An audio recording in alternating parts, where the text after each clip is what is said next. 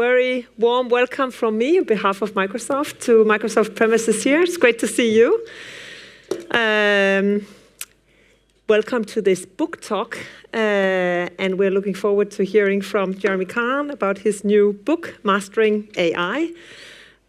These book talks are a way for us to get some other perspectives and invite influential authors on how technology impacts us and new technology impacts the way that we live and the way that we operate. Over the past years, AI has emerged. Microsoft was involved already many years ago, actually. 5 years ago, we developed our ethical principles that should guide us in how we develop and deploy AI. But really, with the launch of ChatGPT and our own copilot is where things really kicked off, and it kind of became something that everyone is interested in, or at least knows about and wants to talk about. And that's what I experience when I meet people. People are very interested in what does Microsoft do, what do I think about it, and of course also questions range from skepticism, anxiety, to increasingly more often excitement as people try to deploy this technology themselves. I think the area that people normally is most excited about is the health sector. How this technology might help us with some other big societal issues like sustainability, but also how it can help them do their job faster or better. And I would say it's also actually the health industry and sustainability that I'm myself most excited about. Novo Nordisk, which is a Danish company, I'm Danish myself, biggest company in Europe. They now use AI, and they have cut off 2 to 3 years of their drug discovery process, which is about 15 to 30% of the time it takes them to discover new drugs. Another Danish company, the biggest windmill producer in the world, Vestas, they have, with the help of AI, increased the output of the turbines with 20%. So that is also all very exciting, but of course there are also challenges, and you pick on some of them in your book. Biased outputs. And actually, biased outputs is one of the concerns that I hear most often. People are concerned that this will kind of multiply the biases that we have already in our society. I really also like the title of your book, Mastering AI, because it kind of puts the human in the center as the master of this technology. And I think that's a very, very important and good reminder for all of us that, you know, this is a tool.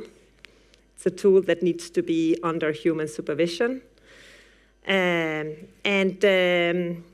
like the way that you take the reader through the journey of how the revolution of ChatGPT and the like was made possible, what opportunities it can unlock, but also some thoughtful reflections on these challenges that we need to address collectively. And I hope that the discussion today that we all can learn something. We're definitely looking forward to learn something new ourselves. It's good to hear external perspectives. We have blind spots. We can learn more, both about the challenges that you all are facing, but also maybe some of the opportunities that we are not thinking about. And I think in particular, you, Jeremy, the way that you engage with a wide variety of stakeholders, that you have a perspective that we can really hopefully learn from. So thank you for being here. and share the insights from your book with us. Also, very warm welcome to you, Emily. Emily Gillett, Director of European AI Governance of the Future Society. And you will moderate this discussion today, so welcome as well. But welcome to all of you, and looking forward to get us started. Welcome on stage. Thank you.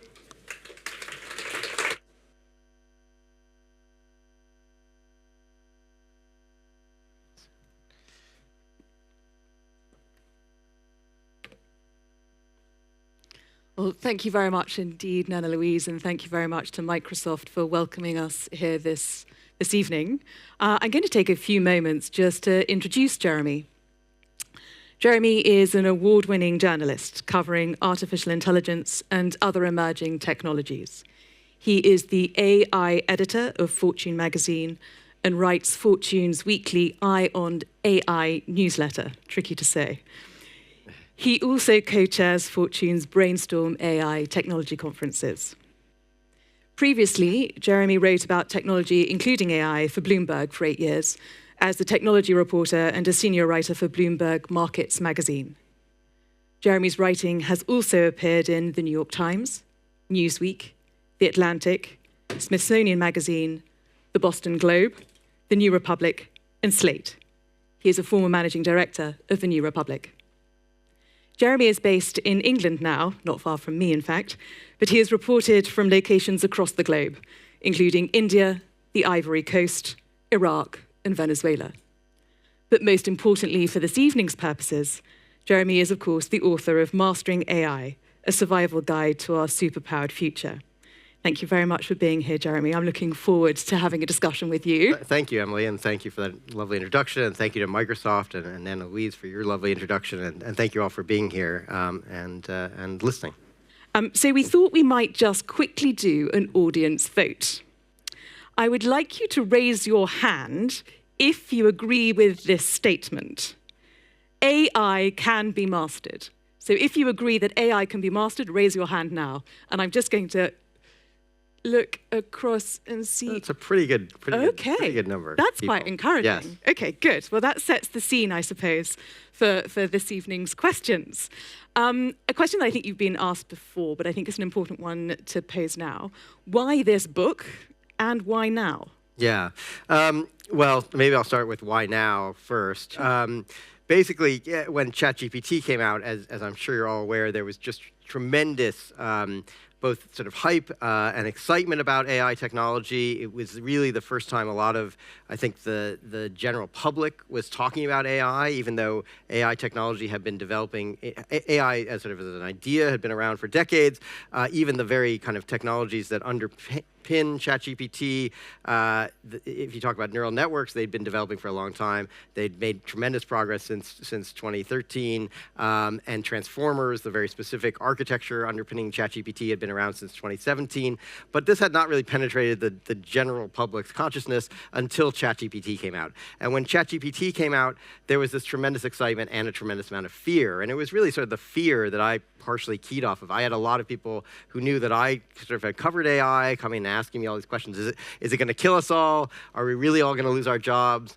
And I'd been covering this technology for a really long time and sort of seeing it develop. And I had thought about writing a book for some time, but it was really once ChatGPT came out that I thought, no, this is really the right time to write a book on this. And then also I really felt I wanted to try to dispel some of those fears and some of those myths I felt I was encountering about this technology, and to say to people, I think there are real risks with this technology. There are things to be afraid of, but maybe not quite as petrified as you are right now to the people who are worried about mass joblessness and existential risk. But to really say that those maybe weren't the things to be most afraid of, that there were these other actually sort of more subtle and pernicious effects that I think we should be afraid of. And yet at the same time, I think this technology, like most technologies, is a bit of a double-edged sword. Brad Smith from Microsoft, of course, wrote a book called Weapons and Tools, and that's true of any technology. It can be both a tool and a weapon. And but I also wanted to emphasize some of the ways in which I thought this technology would have really positive transformational effects, and to sort of hammer some of those home to people, and also sort of to plea to make a kind of plea that this technology is very protean. We're still shaping it, and therefore we still have a lot of agency over what can happen. And that was another reason to write the book, was to sort of tell people, don't be so afraid, but let's learn about this technology, and let's use our human agency to hopefully shape this in ways that will be more positive than negative. Excellent. Well, we're going to pick up on some of the subtler sort of effects of AI later in the conversation. But I wanted to just touch on the title. Nana Louise has also mentioned it. The title of the book clearly suggests a subservience to humans. So clearly, many in the audience think that it's achievable. Do you think it's achievable? And if so, how? Yeah, well, I definitely think it's achievable, and that was one of the reasons to write the book. But I think the key is to really make sure this technology is not essentially kind of put in places where it doesn't belong, and we can talk a little bit more about what some of those places are.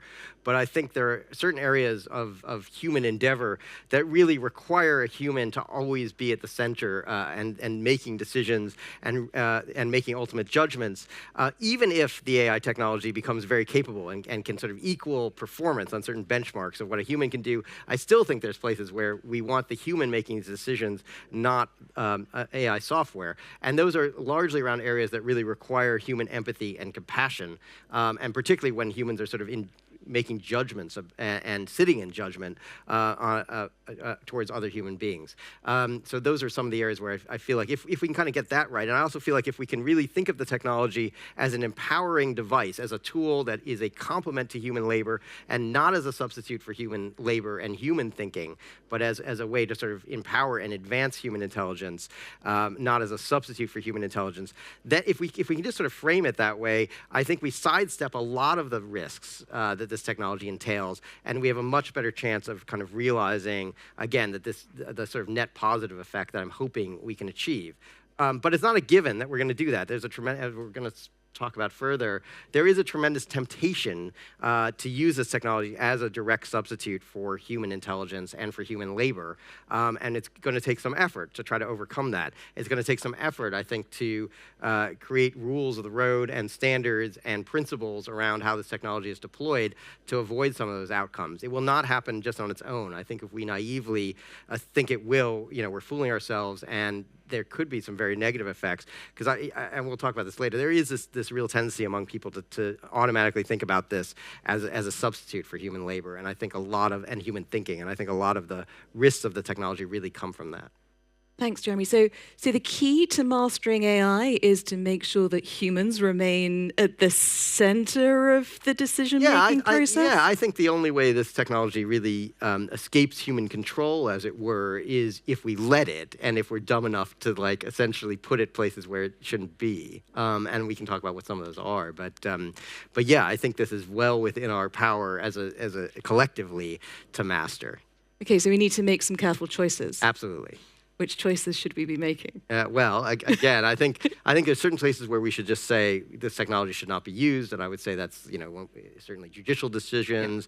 Yeah. But I also think there's lots of choices we need to make ourselves in our own lives. I can just talk about some that have come up already. I don't know if anyone saw this ad that Google, I hate to mention a competitor here at Microsoft, but that Google had done. Well, you'll like this because they got in trouble for it. But that Google had done around the Olympics, and it was trying to show off Gemini and its capabilities, and they had this child with their father, who the child wanted to write a heartfelt letter to their sports hero, and the father suggested, oh, well, you just prompt Gemini to do it, and Gemini will write the letter for you. And I think people were rightfully appalled by that, because that is exactly when you should not be using this technology. It is those experiences that are so fundamental to sort of human development, and you really want human thought and human empathy and compassion to be expressed through those experiences. And there's so much learning the child can do through writing that letter. Why would you prompt the system just to do it for you and lose all of that that learning and to sort of lose all those human qualities? And I think that's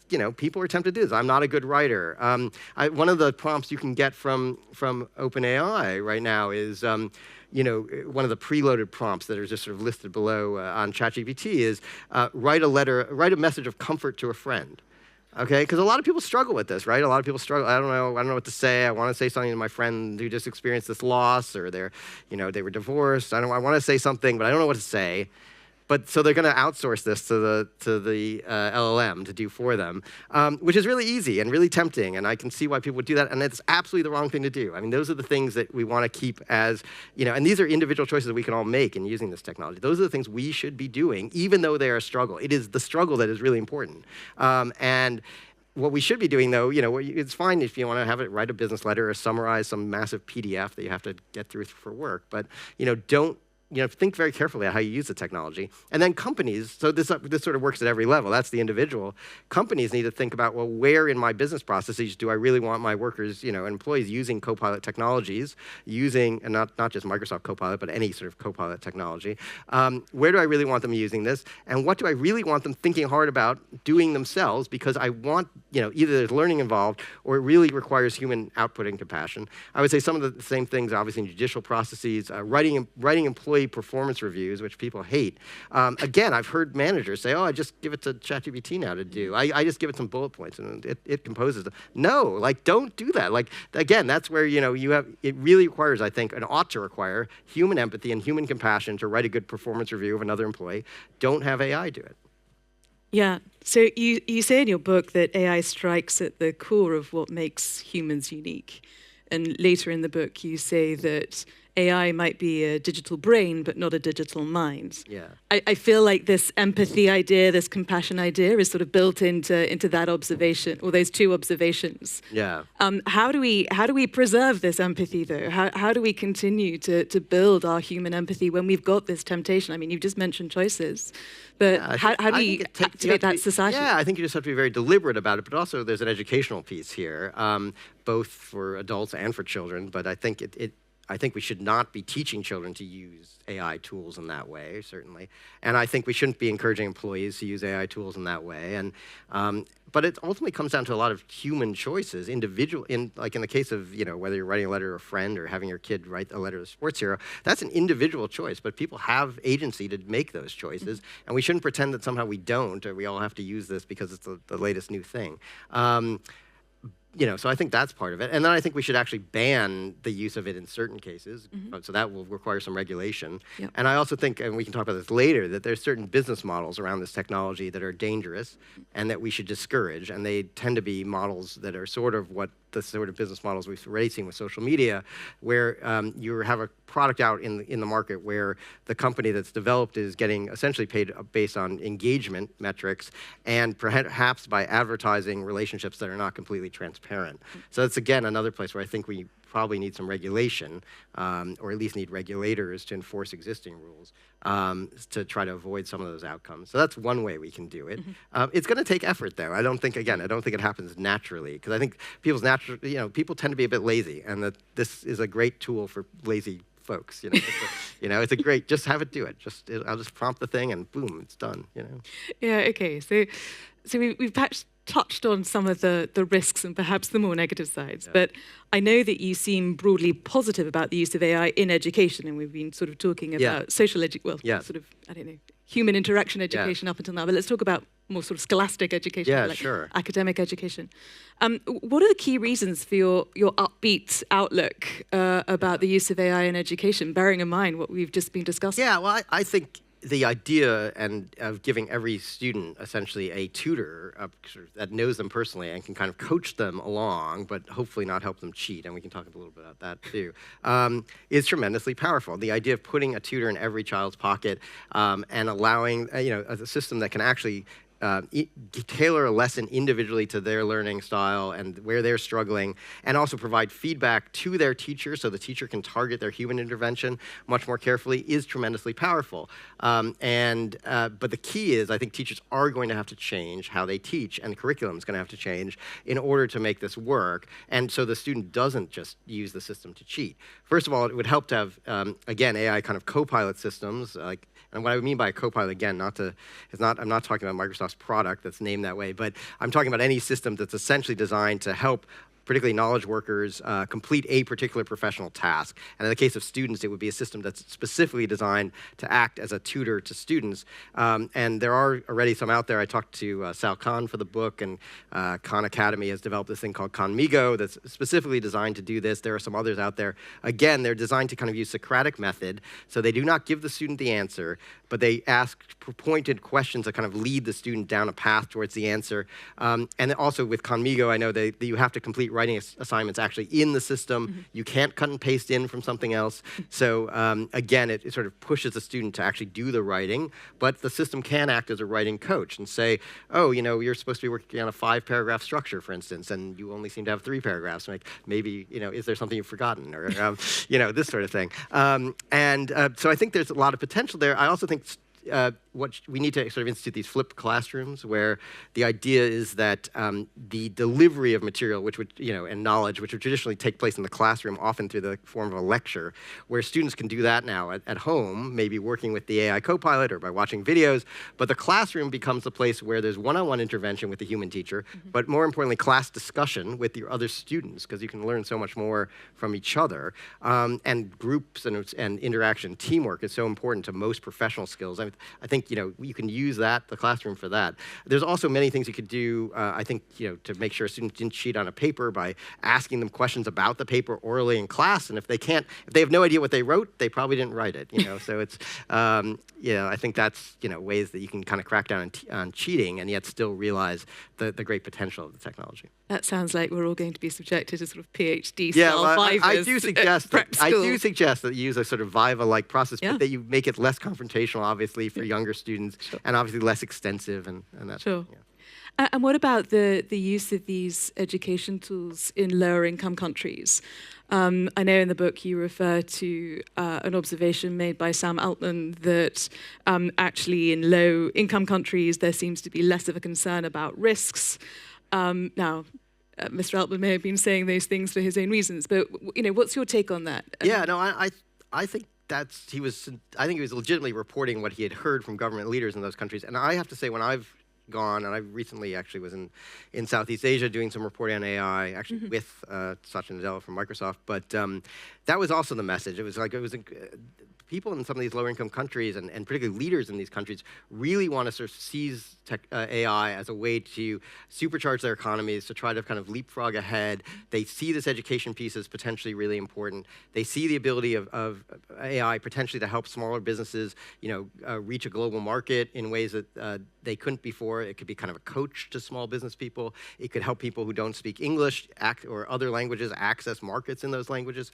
So there's like a lot of potential there. They're very interested in what those opportunities could be and how they could seize them. And actually, like even Rwanda is very far forward thinking. They've got a big bid out right now for people to help deliver what would have, you know, kind of educational curriculum and textbooks to the educational ministry, but they have required actually that include an AI component now, and with the idea of an AI kind of coach or tutor. The problem is access, really, when you talk about low-income countries. So that's the big, I think it's tremendous potential. The problem is, how will you get this technology in the hands of students in these countries, in places where there may not be any kind of broadband signal, in places where people can't necessarily afford a smartphone?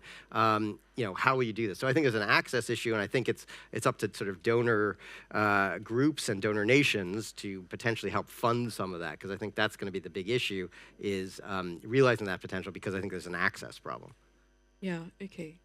And you've touched upon a point there, perhaps, that you reflect in your book, but more in relation to the workplace, I think, about AI potentially being both a really clever intern, but also an expert coach. How do we navigate that in the workplace? Yeah, I mean, I think it's become a bit of a cliche to say you should treat these AI copilot systems as if they were a junior colleague or a smart graduate trainee who's just come out of university. And I actually think that's sort of underselling what the technology can do. Yeah. And actually, a lot of the potential of the technology is thinking about it actually more as a coach. And you know, and it can kind of ingest a lot of the expertise within your organization, including a lot of the tacit knowledge, which is all the knowledge that's sort of not written down anywhere. And you could potentially, it could you can train or fine-tune an AI system on that, and then have it act as an expert coach. And that's, I think, where some of the biggest potential of technology is. I use the example in the book of some studies that have been done of call center workers who had a kind of coaching system based on large language models that suggested a script to them when they were dealing with callers, and it enabled workers who had just come into these call centers with who usually struggled and had very little training. It enabled them to resolve queries as well and as quickly as people who'd been working in these call centers for more than a year. And so there's this tremendous sort of upskilling effect. And I think we're going to potentially see that across all sorts of different professions.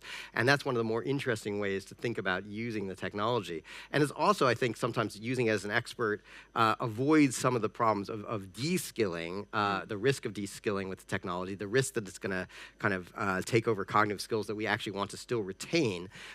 Because I always tell people, instead of having the AI system write the first draft and then you act as the editor of that content, like it's actually maybe better if you write the first draft and because that's where really the hard work is of doing this. And I often think, one of the problems with this technology is it sort of posits the idea that writing and thinking are completely separable activities.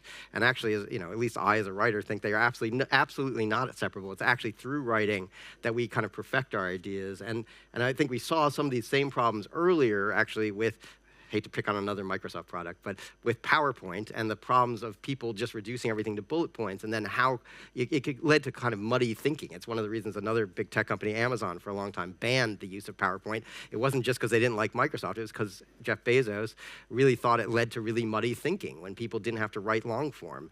They could just, these are 3 bullet points. How are they related? Oh, I don't know, really. I haven't thought about that. They're just 3 things I want to convey.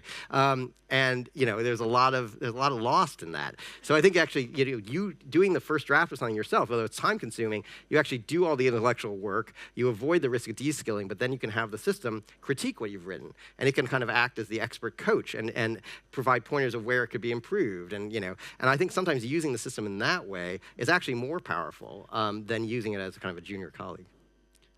Yeah, interesting, because you also say in your book that one of the key things about an expert is that as a result of their expertise, they think differently about the subject that they're engaging with. And maybe I interpreted this incorrectly, but I had the impression from your book that you're saying, we need to preserve that that way in which experts approach things. Yeah. So you're not suggesting that using the AI as an expert coach is going to replace that human judgment. Not at all. No, I don't think you still need the experts within your organization. You still want people to get to expert level, but it's sort of through a process of coaching. Again, if you design the Copilot correctly to act as a coach and not simply something that gives you the answer for free, and unless you cheat as a kind of professional, then you can get to that place and you can actually upskill. I mean, I think one of the great advantages of this technology is it can take people with less training and less experience and bring them up to kind of the same performance of someone with much more training and experience, but not necessarily, sort of the very top of any field. I think you're still going to need those people. But then you have this interesting thing, which I talk about in the book, is really, I think some of the best organizations, the organizations that will do best using this technology will be those that can really capture this knowledge of their experts. The question is sort of, how do you do that? Yeah. And what do the experts think about having their knowledge captured in this way? And what sort of compensation are they going to demand from the fact that you're going to now take potentially their output or getting them to explicitly dictate things that they hadn't been written down previously so that you can fine-tune an AI system on it? What are they going to think about this? What sort of compensation are they going to demand for the fact that you're now doing this? And our firms are going to be willing to pay that. And I think this other thing that will happen in certain knowledge organizations of knowledge work, particularly professional service firms, so law firms, accounting firms, consulting firms, is that the very top experts right now have kind of been wedded to those firms in some ways because they needed this big support infrastructure. Yeah. And one of the things that you can do now with these AI copilots is potentially do the same work with a lot less infrastructure.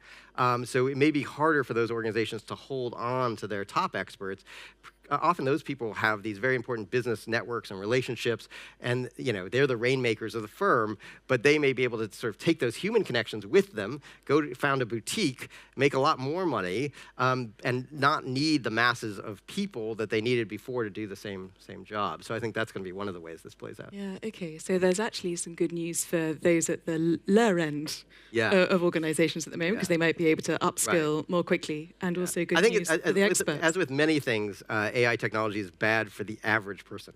So it's like, if you're average at your job, you're probably in trouble, because there are going to be younger people who, with less experience, who with the help of this technology will be able to get to average much faster.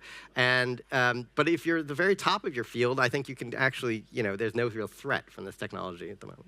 Okay, so I'm feeling nervous, so I'm going to move into an area that I know absolutely nothing about. You're, of course, at the very top of your field, Emily, so you don't have to worry. Let's move into creativity and art. As I said, I've already self-declared to Jeremy that this is not my area of expertise whatsoever, but you refer to, I think, Eagleman and Brandt, you refer to creativity as bending, blending, and breaking.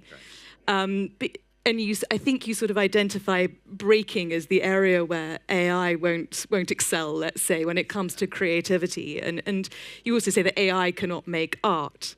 So that's good, we think. But your position on copyright, and as an author, I want to explore this with you, if I may. Your thoughts on copyright and how this is working with AI? Yeah. So, well, I think, irregardless of what I think about it, we are moving to a regime in which you're probably going to see licensing, and I talk about that in the book. But that's irrespective of what the courts may say or what I may think about the underlying philosophy of it. I think it's quite possible the courts, particularly in the U.S., will say actually that training an AI system on copyrighted work is actually not that different than what Google Books did, or what a human does if they were to go to the library and read lots of things that, although, yes, there's a copy made of that work, which technically would violate the law, I think the courts may say that training alone there's a kind of fair use exception. They may carve one out. And I think philosophically, I think there's some reasons that that's not a bad viewpoint. However, I do have a problem with plagiaristic outputs, and I think that's going to be a problem. So I don't think, just because you train an AI system on all these previous works, I don't think it means you should be able to use the AI system to directly copy somebody's work and style. And I think there's going to be an issue around plagiaristic outputs. I don't think those should be allowed, and I think we're going to have to filtering, essentially, to weed those out, or so the system cannot produce something that has the exact same embedding, as something it ingested, essentially. And so I think we're going to have to filtering of that. However, what's also happening is that lots of artists are now trying to screen their work. They're applying these kind of, which are also a type of machine learning mask to their works when they put them online. So they cannot be ingested by an LLM and correctly trained to output that work. In fact, some of them are designed to really poison the model. So it not only can't reproduce that work, but it actually gets all the embeddings for similar things wrong. And so as a result, I think if you want to create an image generator going forward, you're probably going to have to start paying at least collective rights holders for this material. We're also running out of publicly available data to scrape for some of these models, so that's also pushing tech companies to license. There's quite a lot of reputational risk, as you've seen. There's been a lot of backlash by artists and the public against sort of just taking things for free from the internet, and I think that's also pushing companies for reputational reasons to start licensing. So I think for a lot of reasons, companies are going to be licensing data going forwards for the most part, but that does not necessarily mean the courts will say that they have to license. Yeah, and so just listening to your answer there, does that mean that you're broadly opposed to the sort of prompts that are produce something in the style of format? Well, I do think that could be a problem. It starts straying into plagiaristic outputs, and we've seen some companies actually remove those kind of prompts if they know that that's a living artist. So I think plagiaristic outputs are a problem. So I'm not going to enter, please provide me a chapter in the style of Jeremy Kahn. Okay, right, got it. So I think we now sort of moved into sort of corporate business models and approaches. You say in your book that government and corporate policies will be the difference, that will make the difference on AI's impact. And in a couple of places, you refer to the need for greater transparency into the models or into the way in which the models are being trained. Do you think it will be possible for profit incentives in the market to align completely with the safe and responsible production of AI models and systems going forward? Yeah, that's an easy question. No, no is the answer. No, I don't think profit motive alone is going, and market incentives are going to be enough to really make sure that this is developed in the right way. In fact, I think there's a lot of market incentives that just really push the other way, and that's why I think we are going to need government intervention and rules and government oversight of what these companies are doing, including what business models they're using for this technology. I do think in general, models that are based on the user paying the vendor for a particular service, which tends to be subscription models, are better. They at least have a better chance of aligning the user's interests and the company's interest, the vendor's interest. I think models where the things are offered for free, but somebody else is paying for them through some kind of advertising or marketing relationship is going to be particularly problematic with AI because this technology, as I detail a bit in the book, and there's been a number of studies that have come out since the book actually had to go to press, that show just how persuasive kind of AI chatbots alone can be. They really can convince people to change their mind about things. And I think if you start thinking about it in a marketing and advertising context, that gets very problematic. You do not want a system that's convincing you to buy Nike shoes because Nike paid OpenAI to have it do that. And I think, I really think those kind of business models should be potentially banned in countries where you can actually do that. There's lots of places where you can't do that for various reasons. But I definitely think there should be public pressure applied on companies not to use those kinds of business models. I think they're very concerning. And if we talk about a world which we're very rapidly entering, where we're going to have not just systems that output content, but actually take actions for us that have agentic properties and may actually be our main way of interacting with the internet. When we send one of these AI agents out to do our shopping for us, again, we want to make sure what it buys is something that we would actually prefer based on what it maybe knows about us, based on the instructions we gave it. We don't want it going out and buying just, oh, I bought you the Kellogg's cereal because I think you'll like it. It's really tasty, and never know that like Kellogg's has paid millions of dollars to maybe Microsoft to provide that information to us. At the very least, I think there should be transparency when those relationships are entered into, but I would actually rather see them just, not allowed.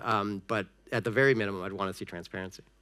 And there's another area, I think, where you'd prefer not to see AI allowed in political campaigns. Yes. Again, yeah, I think most countries democratic countries should say there is no legitimate use of AI-generated content in political campaigns. And I say that because I think there's a real danger already with the amount of disinformation out there, with the public not knowing what is real and what's not real, with people not understanding what's authentic and what is inauthentic.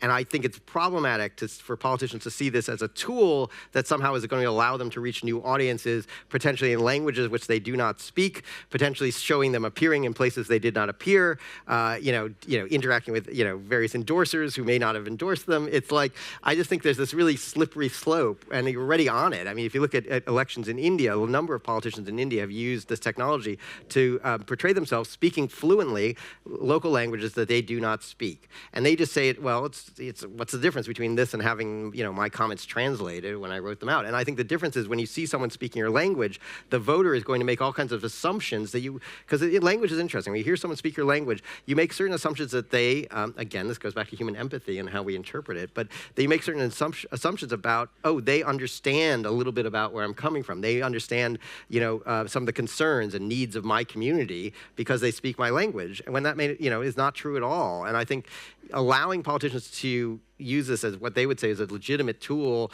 which would lead people to that false assumption, is wrong, and it's going to make it even harder then to take action against nefarious content that is designed to mislead people from bad actors who are trying to interfere with election processes.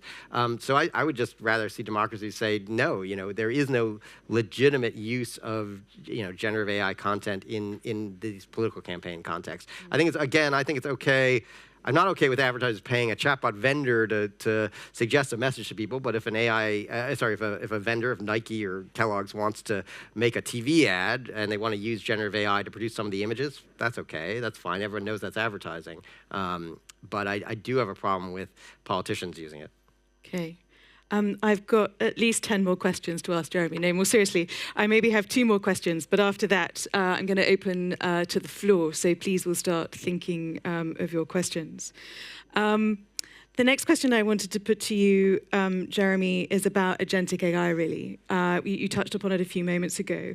But Bill Gates has referred to and lamented computers having a trivial level of semantics in terms of understanding your intent when you sit down at your machine. I'm absolutely delighted that my computer does not know my intent when I sit down at my machine. But how do you feel about your computer understanding your intent? Yeah, I think we're going to have these systems that are going to have agency, the ability to do things for us. And I think once we have those systems, they need to understand something about our intent. This is often referred to by people who do AI safety work as the alignment problem. I mean, it has to be, and that's the idea that the system has to be aligned with human values, but it also has to be sort of aligned with human intentions.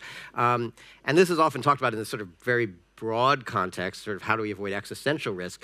But I think it's actually really important even like to get agents that are useful and avoid lots of little risks. And I think this is the world we're very quickly entering. Salesforce, has agents out there that can already do a lot of actions across different types of business software. Microsoft's working on the same thing, as some agentic properties in their technology. And I think within the next 24 months, we're going to see these things rolled out very broadly and have increasing abilities to take actions across the internet.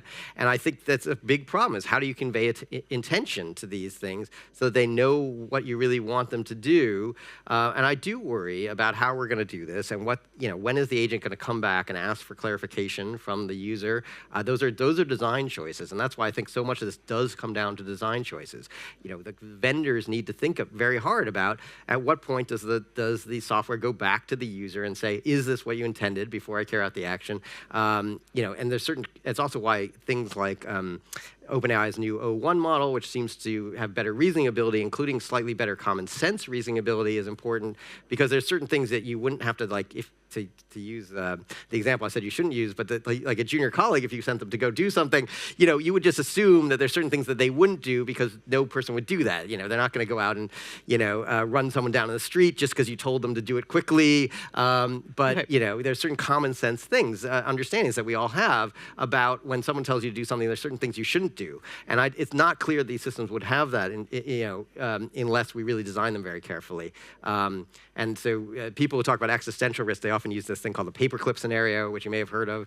The idea that one way AI could end up killing us all is if you ran a paperclip factory and you told the thing, oh, just maximize the number of paperclips I can produce, and it covers the whole world with paperclips and then decides it can't, the problem is these people, they're all in the way. I can't build any more paperclip factories because there's houses and people doing things. Let's just get rid of all the people. I'm not so worried about that scenario. I think that is sort of ludicrous. And I do think there are ways which, as we move towards very powerful AI systems, to take actions that will hopefully avoid those scenarios. But I'm worried we're on the cusp of essentially a kind of million little paperclip scenarios right now, where people will say, go out and do this thing for me. The AI system will assume that it can take certain actions that the person didn't intend, and it'll go out and have bought you, tickets to Brazil. You said you wanted to go, to get some sun, and so I bought you these tickets to Brazil. Oh, well, no, I didn't want you to do that, and now who's liable for those tickets? Things like that. I think we're going to see lots of potential problems like that very soon. Yeah, so you've just touched upon the last question that I wanted to bring out, which is about accountability. Yeah. And one of the areas where accountability is perhaps most problematic is with autonomous weapons and in the theatre of war. Yeah. And you address that pretty much at the end of your book. What's the way forward, Jeremy? Well, yeah. So I somewhat controversially in the book came down on the idea that one of the ways forward is to start thinking about this in the framework of arms control. So these technologies will be developed by countries. They are being developed by countries. It is going to be very hard to ban them completely, because the problem right now is that the effort at the UN that has taken place has been essentially there's been a bunch of civil society groups pushing for an outright ban on what are called lethal autonomous weapons. That's made almost no progress in the last last more than a decade, 14 years they've been working. Almost no progress. Lots of countries have said they would be in favor, but the problem is the Security Council countries have, and some others that are developing these kinds of weapons have always blocked it, including the United States, the UK, India. There's a bunch of Russia.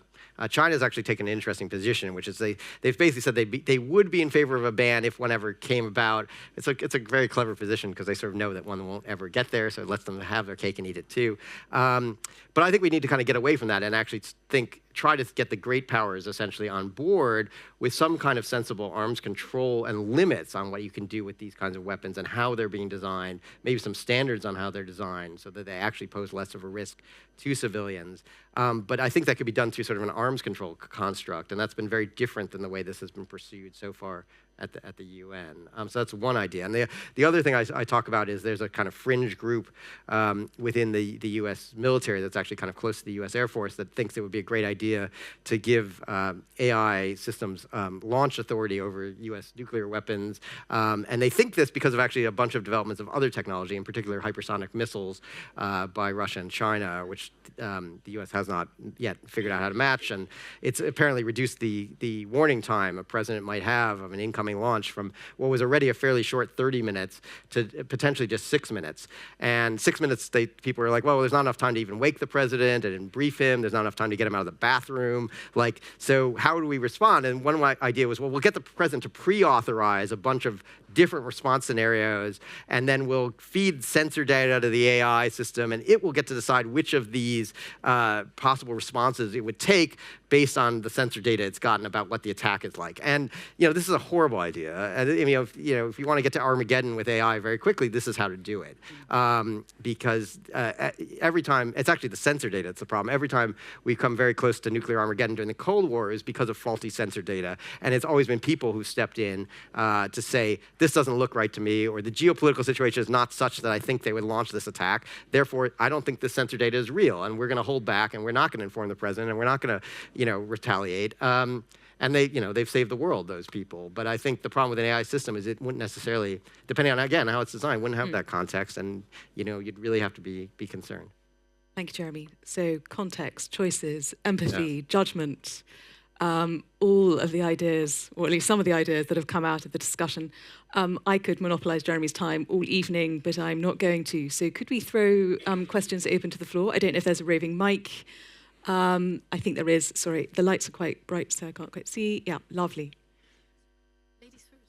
If you wouldn't mind, ladies first. Just introducing yourself. Yes, I'm Megan Richards. I have a question. You mentioned a number of times regulation, and the European Union has an AI Act, probably.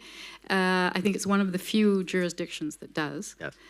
How and where and how are we going to get better regulation, as you mentioned, around the world? Because it's one thing for the European Union to do it. It's another thing for all the other.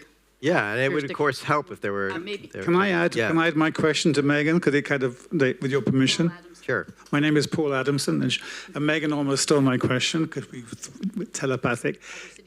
The discussion was great, and I really enjoyed both the substance and the moderation, by the way, Emily.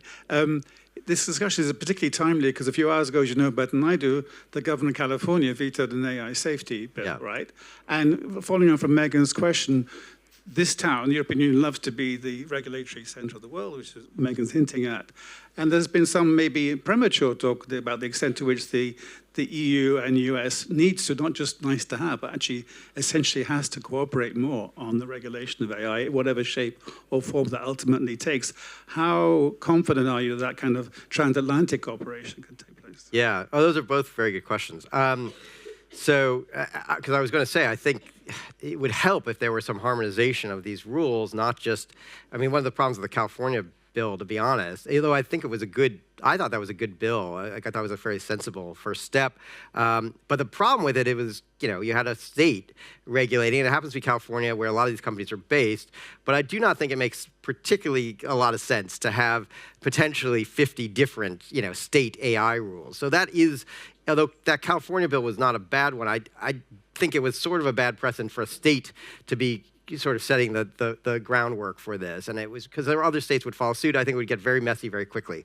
It would be much better if the federal government in the US would create something equivalent to the EU AI Act. Unfortunately, due to sort of political gridlock, I mean, people were very hopeful last year that there was going to be some bipartisan effort in the Senate. It looked like that was going to come forward with some sort of omnibus bill, and it did not result in that. And now I think people are sort of pessimistic that it will be at least another year before there's a chance at that again. You know, a year is a long time in the AI world. Let me tell you, things move fast. So I think there does need to be some sort of effort at harmonization. I think the EU AI Act has, at least at the sort of level of principles, has gotten a lot right. I think it's good that the EU took this step. I think the risk-based approach makes a lot of sense. So I think, you know, at the very high level, I think there's a lot there to share and that could inspire other countries. And in fact, even little bits of the California bill borrowed a bit from the EU AI Act. So I think there's potential there. I think a lot depends, of course, who wins this election in the U.S., what's going to be possible. Trump's not really big into cooperating with anyone outside the U.S., so I don't know how that will do for transatlantic cooperation. But there are these efforts. There's a UN effort. There's a G7 effort. There's this sort of other effort that the U.K. helped convene on AI safety that potentially provides some structures for harmonization. Which of those will advance first, and whether that's really the right, like the safety stuff is sort of separate from what really companies would often need to know about how they can deploy this technology in their own businesses. So that safety piece of it doesn't necessarily help with some of this other rule harmonization. And even within the EU, as I'm sure you're aware, a bunch of companies have complained that there's not enough harmonization among the different data protection authorities. And we'll see if each country stands up various AI entities, what happens. But so I think there is a sort of need for coordination. What the mechanism for that is going to be, I'm not quite sure. I think some of these nascent efforts could be developed into something that would show promise. How confident am I that that's actually going to happen? You know, maybe. I hope it happens, but I'm not totally confident. The U.S. has tended to kind of go its own way on some of this stuff. There's quite a lot of lobbying pressure, as you know. Companies that think the EU AI Act went too far. I think that makes the U.S. somewhat hesitant to use that as a model. There are other. China actually is. There's some room for harmonization. China actually has some very good domestic AI regulation, so maybe there's a chance to harmonize there more so than people would think. Yeah, I don't know. The UK is actually kind of the outlier in a lot of ways, where the last UK administration government said that they weren't going to come forward with something. They wanted to kind of have innovation, you know, be one of their big selling points. And people were hopeful the Labour government was going to do something different, but they haven't. And I think there's a lot of pressure being brought to bear on them also to sort of have the fact that the UK doesn't have comprehensive AI legislation be a selling point for moving startups there. So I don't know. I'm not totally optimistic that we're going to see harmonization, but I definitely think it's necessary.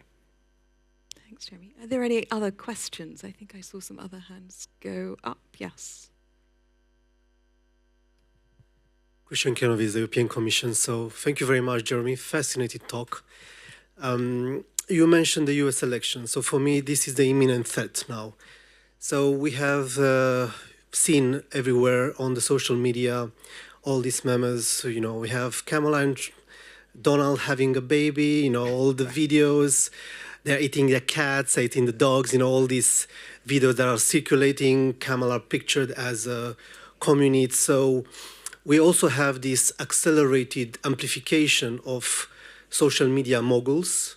And my former boss even sent a letter, you know, to Elon Musk, not very successful. What would be your first, imminent threats for the coming months? Because, you know, in the past elections, we have some Russian interference.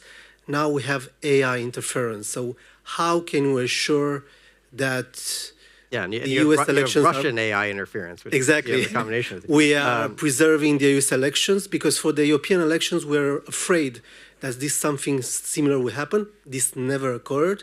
So how can what are the main measures that you would envisage to preserve the U.S. elections? Yeah, well, I think, I say this in the book, this is an area where I'm fairly pessimistic. I'm particularly pessimistic in the near term. So I think the with the U.S. election, there's very little that can be done in that time frame to give any reasonable assurance that AI-created disinformation is not going to play a role in that election. The only thing I would say about the U.S., and this is, again, it's a very pessimistic view, but the information environment in the US is already so poisoned. There is a serious question about the extent to which this stuff actually even matters anymore. Like, does it, to what extent does it actually make a difference? Yes, you can create more of this content.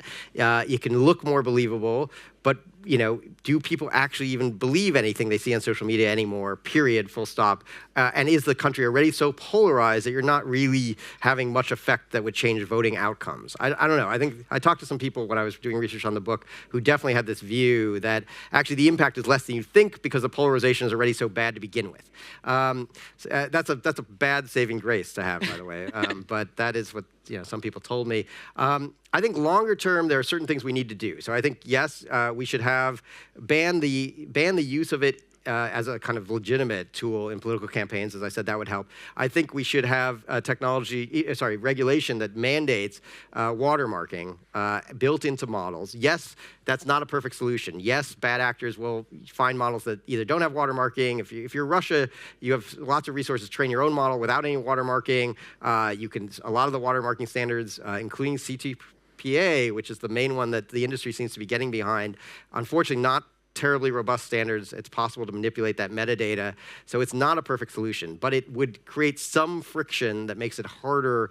You have to be a more sophisticated bad actor in some ways to get to get around that. So I think it creates kind of a speed bump to disinformation, which is not a bad thing to do. So I think, yes, we should erect that speed bump. So let's get behind mandatory watermarking, and let's try to get the industry to coalesce around hopefully a fairly robust standard for that. And then the other big piece is education, which is a long-term play to make sure that people really have critical thinking skills, that people realize that seeing is no longer believing, that hearing is no longer believing, that you really have to kind of trust sources that that are verified. What are those sources? It's a big public education campaign. I think it has to take place in schools, but it also has to take place to the general public. But that's like a very long-term play, and so I have no confidence that would have any effect in the near term.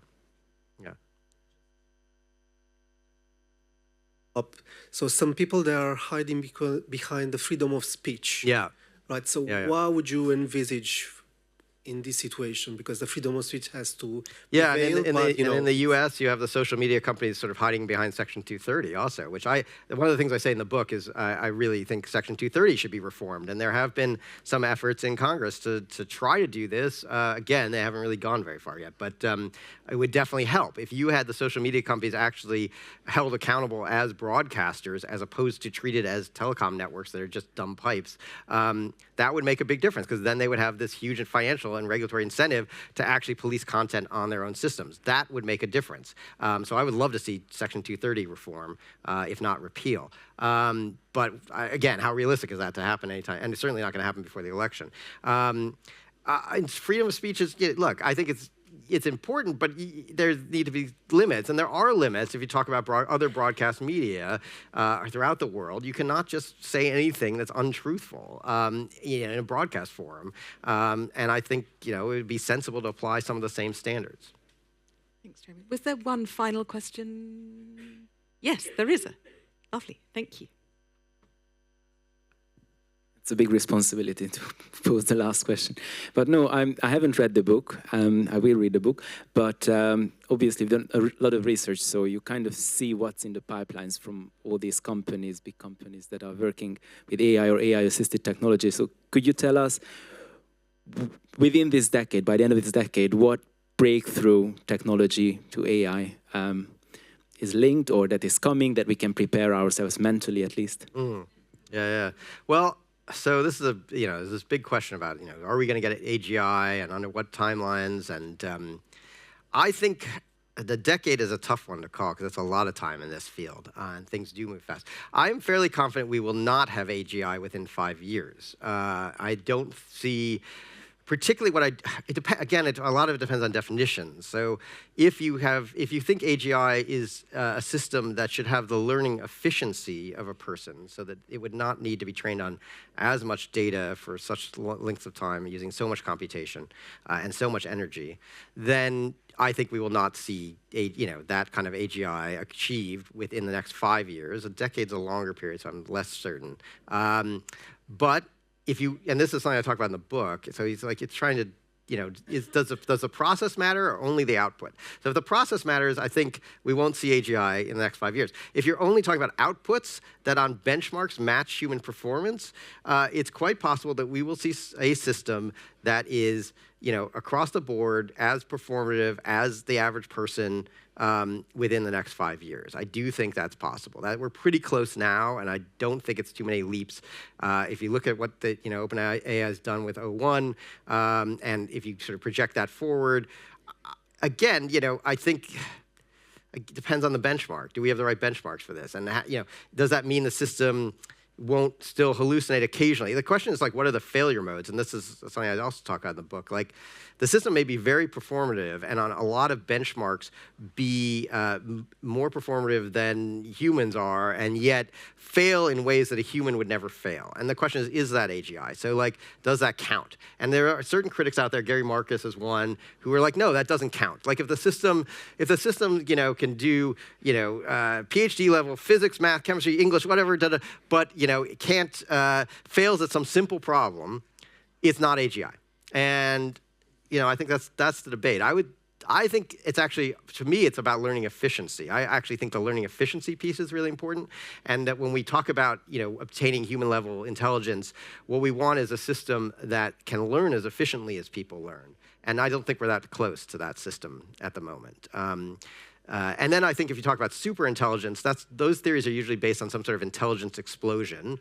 And actually, I think what I just said, learning efficiency, is a prerequisite of an intelligence explosion. But that's the idea that somehow you hit a certain takeoff, and then the system self-teaches and self-improves, and you get very rapidly up to superintelligence. I don't see that takeoff happening. It seems like to get these LLMs more performative, we have to keep putting in more and more data at the cutting edge. Yes, we come up with ways to optimize fairly quickly, but to keep pushing the cutting edge, it seems like it takes more and more data, more and more compute. I don't really see on the current path that intelligence explosion point. Like, I feel like algorithmically we're still going to have to do something different. It could happen, though. I mean, and there are some very different. The interesting thing is, while LLMs have sucked in most of the attention, most of the money, the very kind of explosion of the AI pieces, field and hype around it has also allowed a couple of sort of fringe ideas about very different kinds of AI that would not be based on neural networks to also get some funding. And it'd be very interesting to see what happens if one of those systems kind of comes out as the standard.